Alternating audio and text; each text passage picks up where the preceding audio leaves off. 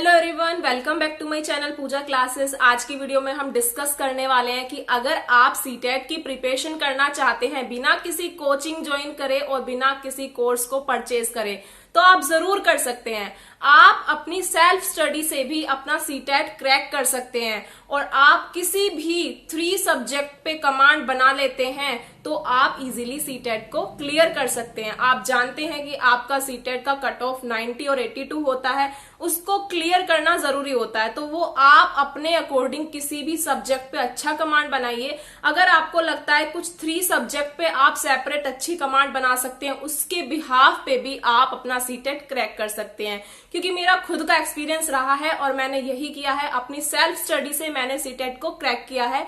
सो मैं आप सभी से ये शेयर करूंगी किस तरह से आप स्ट्रेटेजी बना सकते हैं, किस तरह से आप अपनी प्रिपरेशन कर सकते हैं। तो आप सभी जानते हैं आपके कुछ 5 सब्जेक्ट होते हैं, जैसे कि आपका ईवीएस हुआ, आपका मैथ हुआ, आपका सीडीपी हुआ और आपका इंग्लिश और आपका हिंदी। ये मेरे पास थे सब्जेक्ट। इंग्लिश और हिंदी में आपकी चॉइस रहती है कि आपको लैंग्वेज 1 में और लैंग्वेज 2 में क्या लेना होता है। तो ये आपको सबसे पहले पता होना चाहिए कि आप सीटेट देने वाले हैं तो उसमें सब्जेक्ट क्या होते हैं। तो आपका जो प्राइमरी का पेपर होता है इसमें आपके कुछ 5 सब्जेक्ट होते हैं और आपके यही सब्जेक्ट पूछे जाते हैं। तो सबसे पहले आपको क्या पढ़ना होगा, तो मेरे अकॉर्डिंग मैं कहती हूँ कि आपको अगर आप सीटेट दे रहे हैं तो आपको सीडीपी को अच्छे से प्रिपेयर करना होगा। सबसे फर्स्टली आपको सीडीपी को ही प्रिपेयर करना है, क्योंकि सीडीपी आपको इतना स्ट्रॉन्ग फील करा देगा कि आप काफी क्वेश्चन को अटेम्प्ट कर सकते हैं। जो आपके अदर पेडागोजी के क्वेश्चन आते हैं वो भी आप कर सकते हैं।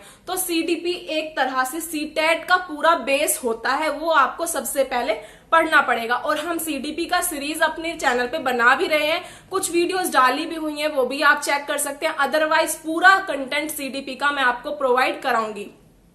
नेक्स्ट आपको क्या करना चाहिए, जब आपका सीडीपी पूरा अच्छे से कवर हो जाता है उसके बाद आप ईवीएस करिए। ईवीएस बहुत इजी है। ईवीएस में आप एनसीईआरटी ईवीएस का पोर्शन होता है, वो आप अगर 3rd, 4th, 5th की एनसीईआरटी ईवीएस से पूरा पढ़ लेते हैं तो 15 मार्क्स में आपसे एनसीईआरटी ही पूछा जाएगा। उसका भी प्लेलिस्ट मैंने बनाया हुआ है, पूरा कंटेंट नोट्स में प्रोवाइड किया हुआ है। अगर आप चाहेंगे तो आपको वीडियो मिल जाएगा, प्लेलिस्ट में आप पूरा चेक कर सकते हैं। नेक्स्ट हम बात करते हैं, जब आपका ईवीएस और आपका सीडीपी दोनों प्रिपेयर हो चुका है तो अब आपके पास चॉइस आ जाती है कि 3 सब्जेक्ट है आपके बचे हुए, हिंदी, इंग्लिश और मैथ्स।